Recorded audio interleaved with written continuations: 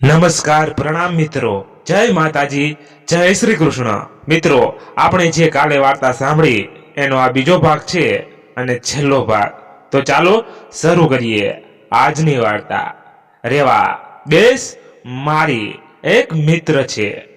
હું જાઉં ને સત્સંગમાં ત્યાં આવે છે એની વહુ લગ્ન કરીને આવીને એને હજી માંડ 9 મહિના જ થયા છે અને કાલે એની વહુએ દીકરાને જન્મ આપ્યો.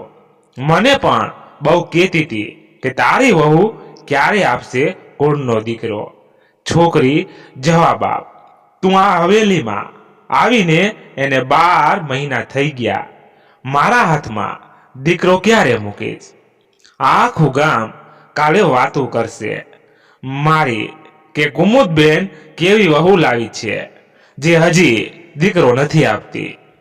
તારા અને મિહિર વચ્ચે બધું થાય છે ને તો પણ કેમ હજી મને મારો કુળનો વંશ નથી આપતી? જો છોકરી, તારા પાસે 2 મહિનાનો સમય છે. જો કંઈ નથી કર્યું તો જો હું શું હાલત કરીશ તારી. જા નીકળ અને હા, મારી વાત ભૂલતી નહીં. 2 જ મહિના. ઠીક, જા કામ કર. રેવાના સાસુ એકદમ ગુસ્સાથી બોલ્યા. રેવા તો બિચારી એકદમ રડવા લાગી. એને ક્યારેય ખબર જ હતી કે ખોટ એનામાં નહીં પણ મિહિરમાં હતી. દારૂ પી પીને દોષ એનામાં જ થઈ ગયો હતો. એ જ સમજતા ગુમાવી બેઠો હતો પિતા બનવાની. પણ આ બધું રેવાના સાસુને કોણ સમજાવે? મિહિર રેવા પાસે 2 મિનિટ શાંતિથી બેસીને પણ વાત નહોતો કરતો કે રેવા તેને આ બધું કહી શકે. જ્યારે પણ આવતો રેવાને મારતો. બસ રેવાના શરીરની જ ભૂખ હતી. રેવાની જરા પણ એને લાગણી નહોતી. રેવા 12 મહિના આ હવેલીમાં માર ખાઈ ખાઈને જ કાઢ્યા, વગર એક શબ્દ સામે કોઈના બોલીને. દિવસના ઘરના કામમાં એના સાસુ એને રોજ મારતા. રાતે મિહિર એના રૂમમાં એને દારૂમાં ધૂત બની મારતો અને સવાર સુધી રેવાને પીકતો. આ બધા જ દુઃખ સહન કરી રેવાની હાલત આજ એવી બની ગઈ હતી કે કોઈ જ જોઈને એમ ના કહે કે આ રેવા છે. એ રેવા જેને જોઈ સ્વર્ગની અપસરા પણ મૂંઝાઈ જાય કે આ અમારાથી પણ આટલી સુંદર કઈ રીતે હોઈ શકે. એ રેવા જેને જોઈ દૂધ પણ કાળું લાગે. એ રેવા જેને ભગવાને ફુસરતથી બનાવી હોય એટલી સુંદર હતી. એ રેવા પણ આજ એ રેવા જ છે. એને માર સહન કરી કરી મોં પર કાળા ચાંઢા બનાવી દીધા. આજ રેવા છે. એ જાણે એવી બની ગઈ છે જાણે કોલસાની ભઠ્ઠીમાં એને નાખી દીધી હોય. આ હાલતમાં પણ એને એના સાસુના કહેલા શબ્દો યાદ આવતા હતા કે હું આ ઘરને એક વારીસ આપી દઉં તો મારા સાસુ મારાથી ખુશ તો થઈ જશે. હું આપીશ જ એમને વારીસ. બસ આ બધું જ વિચારતી હતી. પણ મિહિર ક્યાં એના સાથે પ્રેમથી શાંતિથી વાત પણ કરતો. દિવસો વીતવા લાગ્યા. 2 મહિના થઈ પણ ગયા પણ તો પણ આજે રેવાનો ખોડો ખાલી જ હતો. કુસુમ, એ કુસુમ, રેવાના સાસુનો અવાજ પડ્યો. રેવાના કાનમાં. રેવા દોડતી દોડતી નીચે આવી અને જોયું કે એના સાસુ મિહિર અને એની બાજુમાં કોઈ બીજી છોકરી હતી. કુસુમ આવી. રેવાના સાસુ કુસુમને બોલ્યા, જા આ તારી નાની જેઠાણી છે. જા એને મિહિરના રૂમમાં લઈ જા અને ત્યાંથી ઓલી છોકરીનો બધો સામાન નીચે લઈ આવ. બારે ગાડું ત્યાર જ છે, આમાં મૂકી દે અને એને એના માના ઘરે મોકલવાની છે પાછી. આ મારી નવું વહુ છે. આ ઘરની મારા ઘરને આ આપશે કુલ દીકરો. જા જલ્દી ઓલી છોકરીને કાઢ, જલ્દી આ ઘરમાંથી. રેવાના સાસુ એકદમ ચીસો પાડતા બોલ્યા. રેવાને તો જાણે પગ નીચેથી જમીન ખસી ગઈ હોય. એ કુમુદબેનના પગ પર પડી હાથ જોડી જોડીને ભીખ માંગવા લાગી કે તમે મને પાછી મારા મા બાપુ પાસે ના મોકલો. એ બેઉ મરી જશે. હું તમારા ઘરમાં એક ખૂણામાં પડી રહીશ. હું આ આવેલી તમારી વહુને પણ કંઈ નહીં કહું કે એને પણ હું બેનની જેમ જ માનીશ. મને આ ઘરમાંથી ના કાઢો. રેવા રડતા રડતા પગે પડતા આ બધું બોલતી હતી. કુસુમના આંખમાંથી પણ આંસુ જતા હતા. એ છોકરી નીકળી જા. આમ જો આના મા બાપે આ છોકરીને કેટલું સોનું પહેરાવીને મોકલી છે. તું શું લઈને આવી હતી આ ઘરમાં? તારા મા બાપુએ 2 કપડામાં મોકલી તને, અને આજ 1 વર્ષ ઉપર થઈ ગયું તો પણ તે અમને અમારા મિહિરનો દીકરો આપ્યો. તારા જેવી નકામી છોકરીને હું મારી હવેલીનો એક નાનો ખૂણો પણ ના આપું. હટ, જા નીકળ મારી હવેલીમાંથી, જા. રેવાના સાસુએ રેવાને પગેથી લાત મારીને દૂર ખસેડી. રેવા એના સસરાના પગ પર પડી અને મોટે મોટેથી રડતા રડતા આજીજી કરવા લાગી. બાપુ, તમે તો માને સમજાવો, મને ના કાઢો ને આ ઘરમાંથી. કોને? બાપુ તમે, ચાલ હટ નીકળ. સાંભળતી નથી? કુમુદ તને શું બોલે છે? તારા જેવી નકામી છોકરી લાવીને જ ભૂલ થઈ ગઈ અમારી. અમારા મિહિરને હજી આ ઘરનો વારિસ નથી આપ્યો. તારા જેવીની શું અમે પૂજા કરી આ ઘરમાં? હાલતી થા, નીકળ. રેવાના સસરાએ રેવાનો હાથ પકડી એને ઘરની બારે કાઢતા બોલ્યા. કુસુમ ઉપરથી રેવાના કપડા ને બધો સામાન લાવી અને ગાડામાં મૂકી દીધું. રેવા પણ ગાડામાં બેસી ગઈ અને ગાડું ચાલવા લાગ્યું. રેવા સખત રડતી હતી. એનું મગજ અત્યારે સાવ સૂન થઈ ગયું હતું. આંખ સામે અંધારું આવવા લાગ્યું, ચક્કર આવવા લાગ્યા. એને અચાનક જ રેવા રડતા રડતા હસવા લાગી મોટેથી. જરા આગળ ગાડું એક ખાડામાં ફસાઈ ગયું. ગાડાવાળા ભાઈ નીચે ઉતર્યા અને ફસાયેલા પૈડા કાઢવા લાગ્યા. કાઢી લીધા પછી એમણે જોયું તો રેવા ગાડામાં નહોતી. એ આમ તેમ બધે શોધવા લાગ્યા, પણ રેવા ક્યાંય જ ના દેખાય. એમને એ ચાલી પણ નહોતા શકતા સરખું કે વધુ આગળ જઈને રેવાને શોધે. આજુબાજુ શોધી રેવાને પણ ક્યાંય જ ના મળી. અંતે હતાશ થઈને હવેલી તરફ પાછા જવા લાગ્યા. હવેલી આવી એમને કુમુદબેનને બધી વાત જણાવી. આ સાંભળીને કુમુદબેન બોલ્યા, ચાલો શાંતિ, બલા ટળી. જે કરવું હશે એના મા બાપુના ઘરે જાવ. હશે તો જશે, કાં તો મરી જશે. કોઈ નદી નાળામાં પડીને ભાડમાં જાય. એ છોકરી આપને શું હવે? કુસુમ આ બધું જ સાંભળતી હતી. મનમાં ને મનમાં વિચારતી હતી કે હે ભગવાન, મારી રેવા દીદીને સાચવીને એના ઘરે પહોંચાડી દેજો. એનો તો કોઈ વાંક નથી. આ ઘરના લોકો જ ખરાબ છે. રેવા દીદીનું ધ્યાન રાખજો ભગવાન.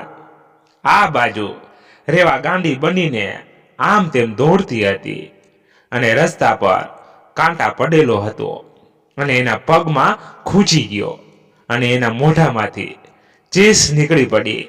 માં, રેવાના માં અચાનક જ રાત્રે ઊંઘમાંથી બેઠા થઈ ગયા.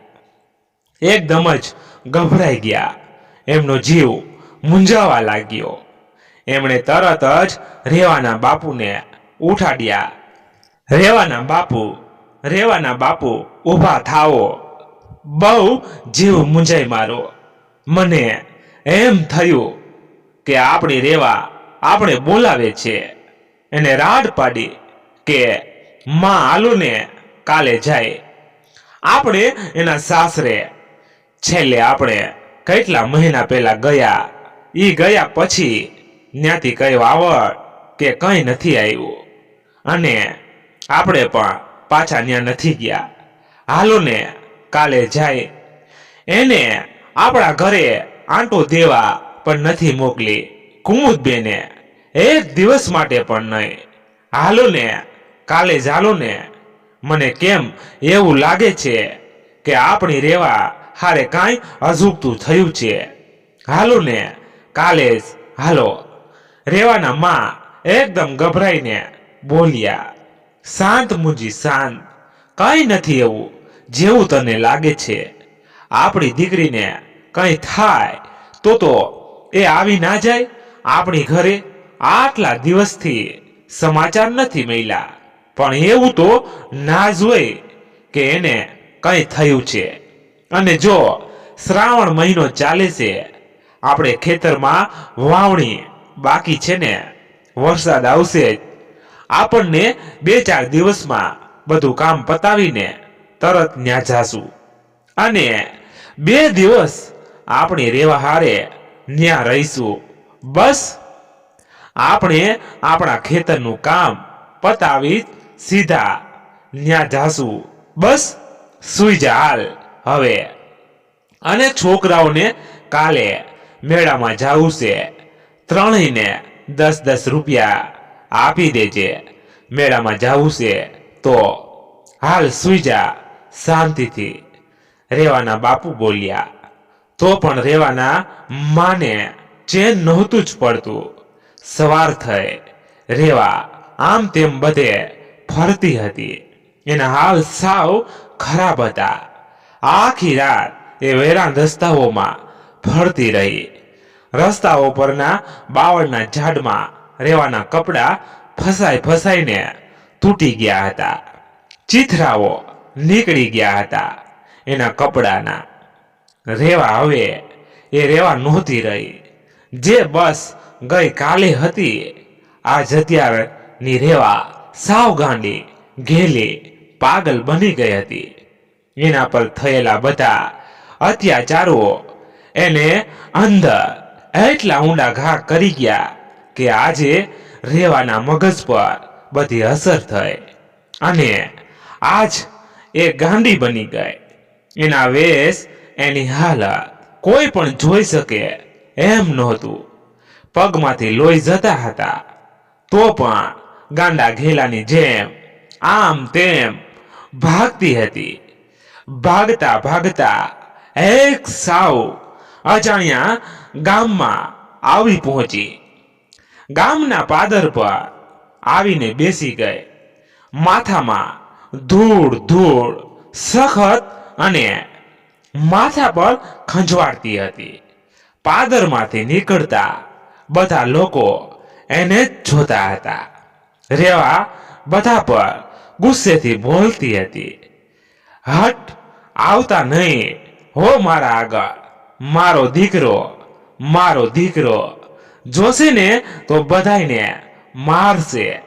હમણાં આવશે મારો દીકરો. બસ એકલી આજ બોલ કરતી હતી. આવતા જતા બધા લોકો એના પર હસતા હતા. ગામના નાના છોકરાઓ તો બિચારી રેવા પર પથ્થર મારી એને બહુ હેરાન કરતા હતા. રેવા એના જ કાપડાઓ ચાવતી રાખતી હતી અને બોલ કરે રાખતી. મારો દીકરો આવશે હો, હમણાં મને લઈ જશે હવેલી. મારા ઘરે રેવા આવતા જતા બધાને કહેતી કે મારો દીકરો હમણાં આવશે, જોજો મને લઈ જશે એના હારે મારા ઘરે હવેલી પર. જોજો એમ બોલતી એ જોરથી હસવા લાગતી. સાંજ પડી અને ગામમાં મેળો ભરાયો હતો. રેવાએ જોઈને તરત જ ત્યાં દોડી ફરતા ફરતા એનું ધ્યાન એક માટીના રમકડા વેચવા વાળા પર પડ્યું. એને માટીનો ઢીંગલો જોયો અને સીધી જ ત્યાં દોડી. રેવા સીધી જ રમકડાની લારી પાસે પહોંચી અને ત્યાં પડેલો માટીનો ઢીંગલો જોઈને બોલી, આ તો મારો દીકરો છે, મારો દીકરો. એમ કહીને ત્યાં પડેલો માટીનો ઢીંગલો ઉપાડ્યો. એ છોકરી, નીચે મૂકી દે, નીચે મૂકી દે. મારા રમકડાને તારા જેવી ગાંડી હાટું મેં આ લારી નથી લગાડી. આગી જા, હાલ નીકળ. એ લારીવાળા ભાઈ એકદમ ગુસ્સાથી રેવા પર ચીસો પાડવા લાગ્યા. શું કામ જાવ આગે? આ મારો દીકરો છે, હું ક્યારની આને ગોતું છું. ભાગી ગયો તો જમવા બેસાડ્યો અને ભાગી ગયો મારી આગળથી. આપ આપી દે મારા દીકરાને. રેવા પણ ગુસ્સા કરતા બોલી. બેઉ વચ્ચે કેટલી વાર સુધી બોલાચાલી થઈ. રેવા ત્યાંથી જતી જ નહોતી. એક સજ્જનભાઈ ત્યાંથી નીકળ્યા અને આ બધું જ જોયું. એમને થયું આ છોકરી બિચારી ગાંડી છે અને એક રમકડા માટે આટલી આજીજી કરે છે. લાવ, હું જ અપાવી દઉં આને આ માટીનો ઢીંગલો. અને એ ભાઈ ત્યાં આગળ આવ્યા અને લારીવાળાને બોલ્યા, ભાઈ, આ ગાંડી છે, બિચારી લાગે છે. આ રમકડામાં એનો જીવ છે, આપી દો એને, હું આપી દઈશ પૈસા. તમે આપી દો એને. કેટલાનું છે આ? એ ભાઈ બોલ્યા, આ 20 રૂપિયાનું છે ભાઈ, આ લ્યો. એ લારીવાળા બોલ્યા, આ લ્યો 20 રૂપિયા. એ ભાઈ બોલ્યા. એમણે એ ઢીંગલો લઈ રેવાના હાથમાં મૂક્યો. રેવા એને લઈને બોલી, કેમ આજ તારે જમવું નહોતું? ક્યારની તને ગોતું છું, તું અહીંયા હતો, હાલ ઘરે જમી લઈ, હાલ. એ ભાઈ ઊભા ઊભા આ જોઈ રહ્યા હતા. રેવા ગઈ અને એમણે તરત જ લારીવાળા ભાઈને પૂછ્યું, આ કોણ છે ભાઈ? આપણા ગામની તો નથી લાગતી.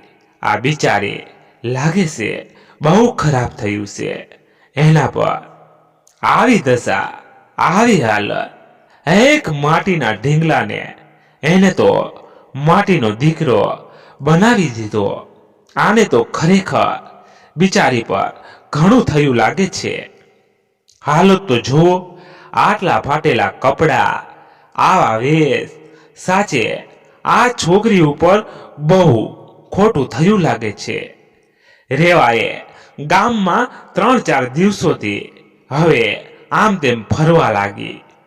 ક્યાંક રસ્તામાં પડેલું કોઈએ ગાયને ખાવા નાખેલું હેઠું જમવાનું એ લઈ લેતી અને ખાઈ જતી. ગામના એક મોટા વડલાના ઝાડ પાસે આખો દિવસ બેસી રહેતી. ખોડામાં માટીના ઢીંગલાને સુડાવતા રોજ હાલરડા ગાતી. એના સાથે વાતો કરે રાખતી. એને નદી પાસે જઈને નવડાવતી.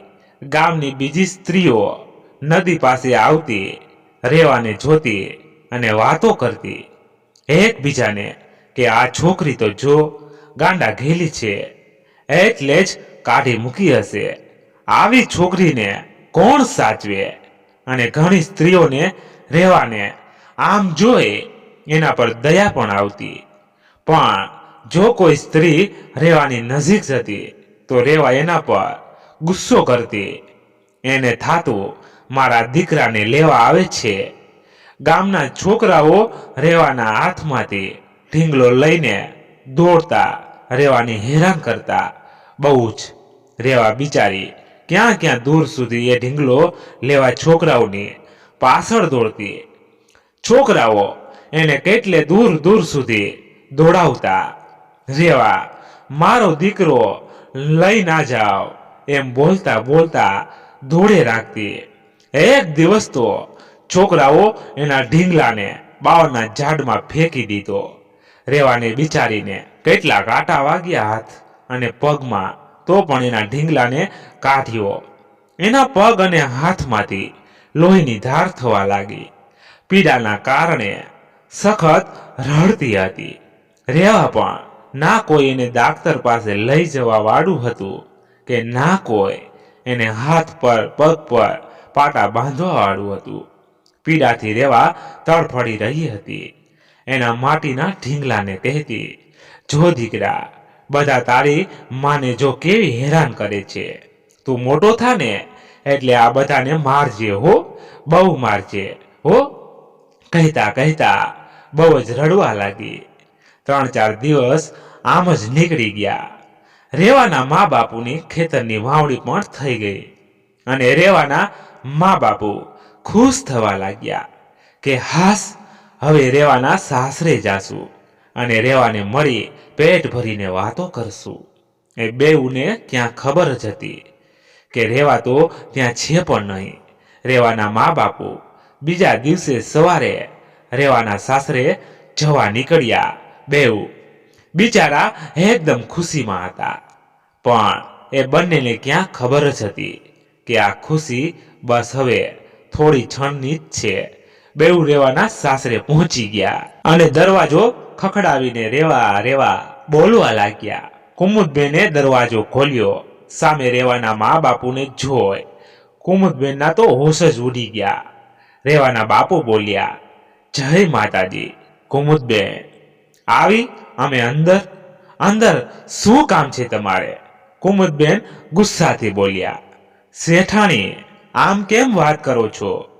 રેવાના બાપુ હાથ જોડીને બોલ્યા, આવી વાત તારી દીકરી તારા ઘરે નથી પહોંચી હજી?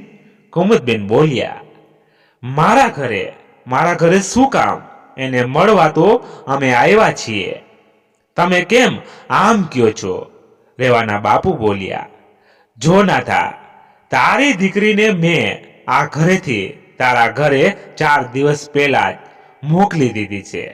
તને બેયને મળવું તું એટલે હજી નથી તારા ઘરે આવી? તો ગઈ ક્યાંય? કોઈ બીજા છોકરા હારે તો ભાગી નથી ગઈ ને? આમે આ હવેલીમાં આવી એ દિવસથી જ એના લક્ષણ સારા નહોતા. તોય કે મેં એને સાચવી અને 4 દીથી મેં મારા ગાડાવાળા હારે મોકલી તારા ઘરે. તો તારા ઘરે નથી પહોંચી? ના, મારી હવેલી પાછી આવી તો ગઈ ક્યાં રહેવા? જો નાથા, મારી આબરૂ આ ગામમાં બહુ મોટી છે. જો તારી છોકરીએ કઈ ઊંધું કર્યું ને તો મારી આબરૂ શું રહેશે ગામમાં? જા ગોત તારી છોકરીને અને મળી પણ જાય. હવે તો મારી હવેલીમાં પાછી ના મૂકવા આવતો. ખબર નહીં ક્યાં ક્યાં મોઢા કાળા કરતી હશે તારી છોકરી. જાઓ, નીકળી જાઓ બે અને ગોતો તારી નાલાયક દીકરીને. જા. કુમુદબેન ગુસ્સામાં બધું બોલીને જોરથી દરવાજો બંધ કરી દીધો. રેવાના મા બાપુ પર તો જાણે આપ તૂટી પડ્યું. બેઉ એકદમ સ્તનબંધ થઈ ગયા. રેવાના મા તો રડી રડીને અડધા થઈ ગયા.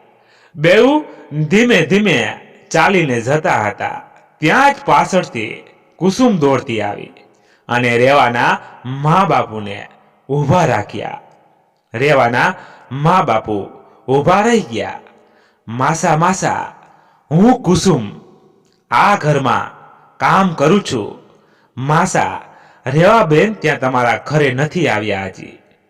માસા, 4 દિવસ પહેલા આ કુમુદબેન એના મિહિર માટે નવી વહુ લાવ્યા અને મારી રેવા દીદીને આ ઘરમાંથી કાઢી મૂકી.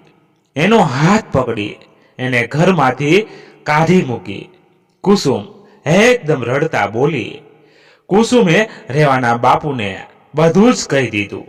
રેવા પર થયેલા 14 મહિના સુધી ના અત્યાચારો એના સાથે જે ખોટું થયું તે બધું. રેવા રોજ આટલો માર સહન કરતી એ બધું જ કુસુમે રેવાના મા બાપુને જણાવી દીધું. રેવાના મા બાપુ બધું જ સાંભળ્યું અને એકદમ જ અવાચક બની ગયા.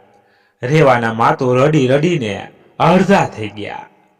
રેવાના બાપુ રડતા રડતા બોલ્યા, આટલો આટલો અત્યાચાર મારી દીકરી ઉપર, આ બધા પાપીઓ મળીને મારી દીકરી આ હાલત કરી દીધી. નહીં છોડું, આ કોઈને હવે હું નહીં છોડું.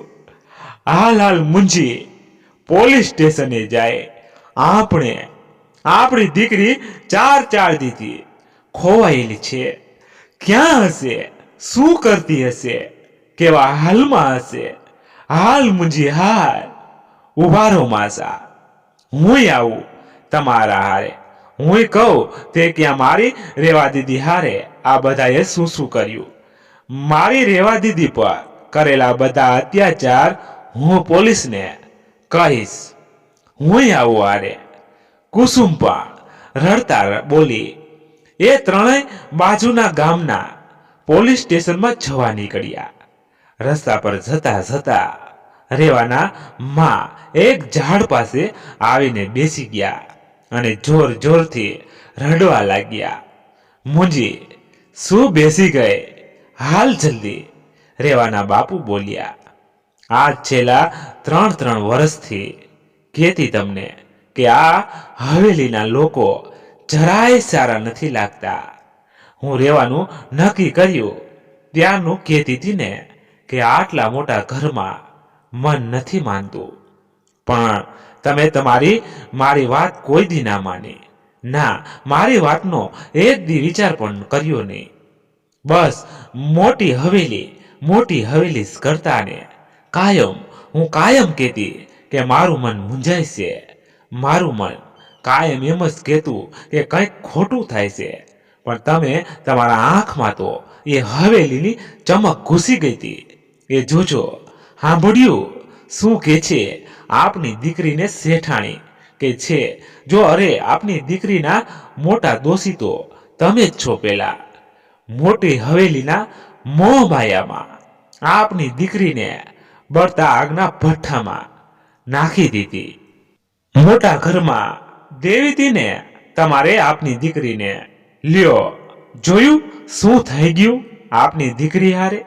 મારી દીકરી ક્યાં હશે અત્યારે, શું કરતી હશે?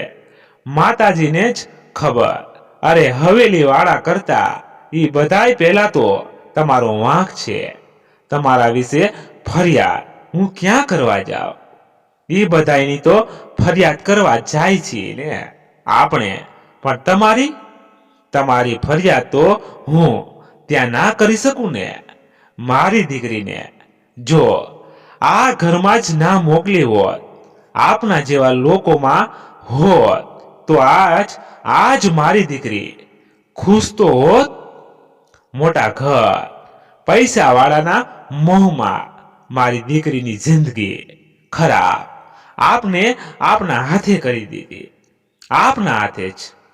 રેવાના માં આટલું બોલતા બોલતા જોર જોરથી રડવા લાગ્યા. તારી વાત હાચી છે મુંજી. મેં જ આપણી દીકરીને કૂવામાં નાખી દીધી. મારો જ વાંક છે. મોટા હવેલીથી વાત આવી અને મોહમાં મેં એને આવા ઘરમાં મોકલી દીધી. આપને ગરીબ છીએ, પણ કાયમ આપણે આપણા ચારેય છોકરાઓને એક આંસુ નથી આવવા દીધું.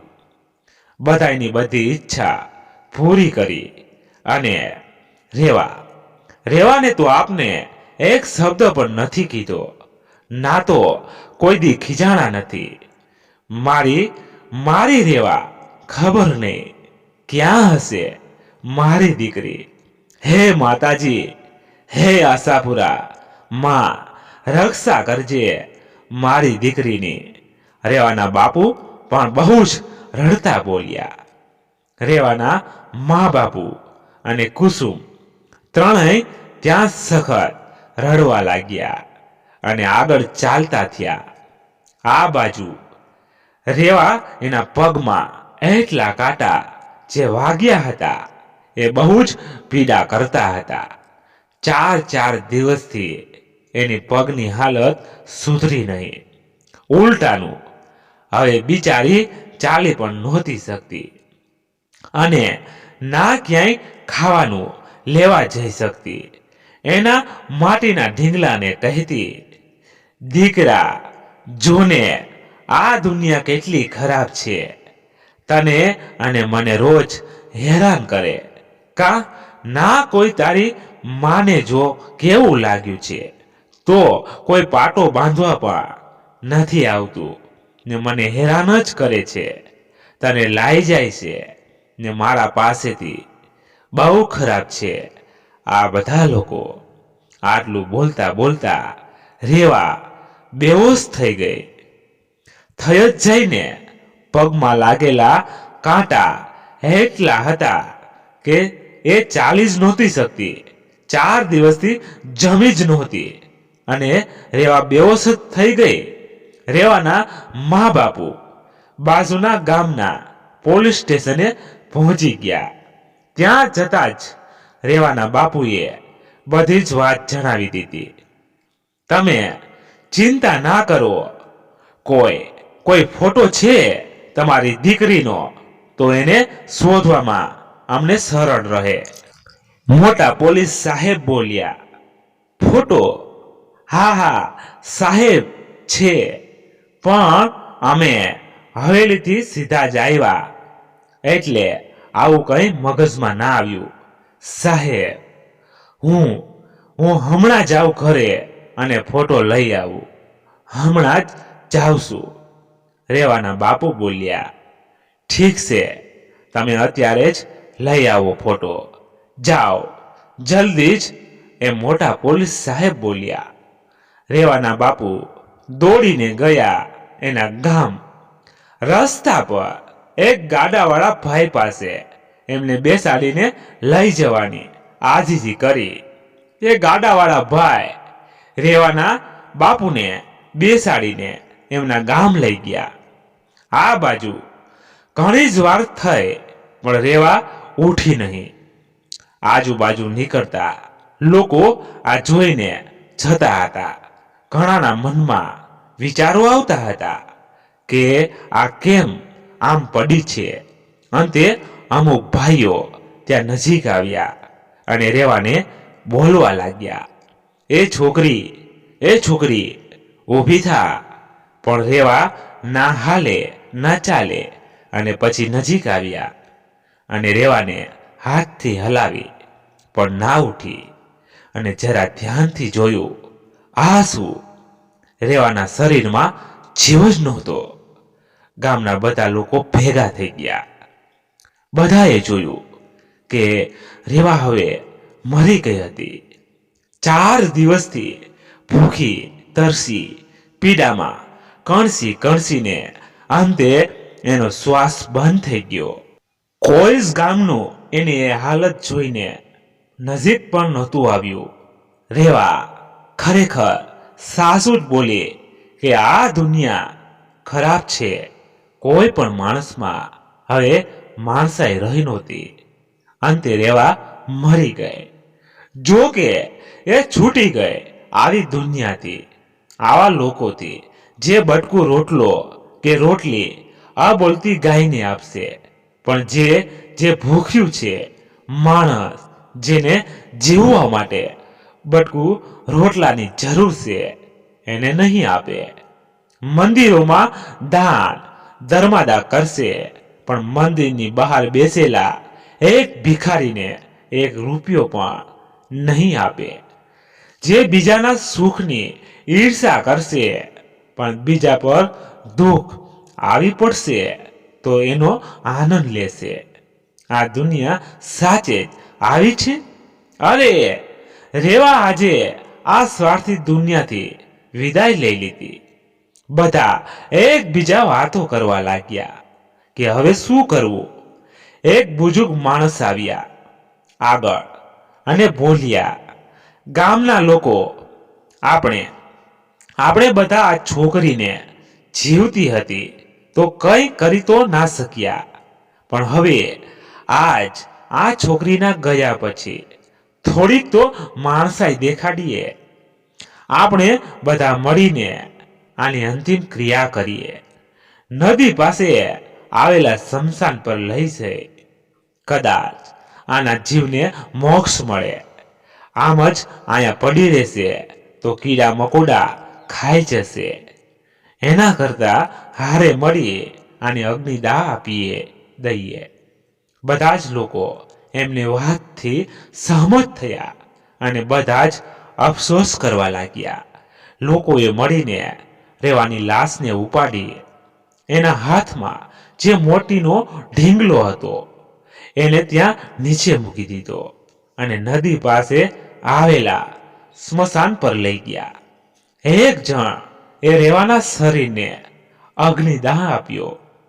આ બાજુ રેવાના બાપુ થોડી વાર પછી રેવાનો ફોટો લઈ પોલીસ સ્ટેશને આવ્યા. પોલીસ સાહેબ આ રેવાનો ફોટો જોયો અને એકદમ જ મોટેથી બોલ્યા, આ છે તમારી દીકરી? પોલીસ સાહેબ એકદમ સ્તનબંધ થઈને બોલ્યા, હા સાહેબ, આ જ છે. તમે ઓળખો છો મારી દીકરીને?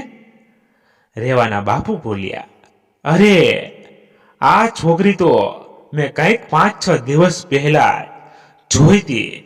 આ તો બાજુના ગામના મેળામાં મળ્યો હતો. એક નાના માટીના ઢીંગલા માટે રેકડીવાળા સાથે માથાકૂટ કરતી હતી. આની દશા. પોલીસ સાહેબ આટલું બોલતા બોલતા જ અટકી ગયા. શું થયું સાહેબ? શું દશા થઈ છે? કયો તો ખરી સાહેબ. રેવાના બાપુ બોલ્યા, તમારી દીકરીની માનસિક હાલત ખરાબ હતી. પોલીસ સાહેબ બોલ્યા, ખરાબ? માનસિક હાલત ખરાબ? ના, મારા બાપ ઈ તો સારી જ છે. કઈ નથી થયું મારી દીકરીને. તમે કેમ આમ પૂછો છો? રેવાના બાપુ બોલ્યા, નાથાભાઈ, તમારી દીકરી હવે ડાય નથી રહી. એના સાથે બહુ ખોટું થયું છે. રેવા ગાંડી બની ગઈ છે સાવ. પોલીસ સાહેબ બોલ્યા, ગાંડી? આ તમે શું બોલો છો મારા ભગવાન? રેવાના બાપુ હાથ જોડી રડતા બોલ્યા, પોલીસ સાહેબ બીજા કોઈ નહીં પણ એ જ સ્વજન માણસ હતા જેમણે રેવાને 20 રૂપિયા રેકડીવાળાને આપી માટીનો ઢીંગલો અપાવ્યો. તો એમણે રેવાના મા બાપુને એક દિવસની બધી જ હકીકત જણાવી. રેવાના મા બાપુ તો એકદમ અવાજત બની ગયા, જાણે ભગવાને એ બધું જ લૂંટી લીધું. આજ એક જ ક્ષણમાં બેઉ એકદમ રડવા લાગ્યા. કુસુમ પણ આ સાંભળીને સખત રડવા લાગી. હું એ દિવસે વિચારતો હતો કે આ છોકરી છે કોણ? આની આવી દશા, આવી હાલત કોણે કરી છે? અત્યારે હવે સમજાયું કે એની આ દશા કઈ રીતે થઈ. તમે ચિંતા ના કરો. ઈ ગામમાં હું ઘણીવાર જાઉં છું. મેં જોયું છે ઈ ગામ. રેવા હશે તો કદાચ ત્યાં જ હશે. તમે હાલો મારા ભેગા ગાડીમાં. અત્યારે જાય અને શોધી રેવાને. તમે ચિંતા ના કરો, હું રેવાને શોધીને રહીશ. હાલો. પોલીસ સાહેબ બોલ્યા. એ લોકો ગાડીમાં બેસીને નીકળી ગયા એ ગામમાં જ્યાં એમણે રેવાને જોઈ હતી. પણ હવે તો બહુ મોડું થઈ ગયું. એ લોકો ત્યાં પહોંચે એ પહેલા રેવાને ગામના લોકોએ અગ્નિદાહ આપી દીધો હતો. આખું ગામ નદી કિનારે જ ભેગું હતું. રેવાના મા બાપુ, પોલીસ સાહેબ ત્યાં પહોંચ્યા. ગામમાં નાના છોકરાઓ રમતા હતા. ગામ સાવ ઉજળ વેરાન લાગતું હતું. રેવાના મા બાપુ તો આઘાતમાં જ હતા. ત્યાં રમતા છોકરાને પૂછ્યું પોલીસ સાહેબે, એ છોકરા, કેમ ગામમાં શાંતિ છે? ક્યાં ગયા ગામના લોકો? સાહેબ સાહેબ, આયા એક ગાંડી હતી ને છોકરી, 5 દીથી આયા જ હતી, એ મરી ગઈ સાહેબ. થોડી વાર પહેલા તો ગામવાળાએ ભેગા મળીને નક્કી કર્યું કે આને નદી પાસે જે છે ને સ્મશાન, ત્યાં લઈ જઈને અગ્નિદાહ આપીએ. ત્યાં રમતા છોકરા બોલ્યા, હે માતાજી! આ રેવા તો આટલું બોલતા બોલતા પોલીસ સાહેબ ગાડી ઝડપથી ચલાવી.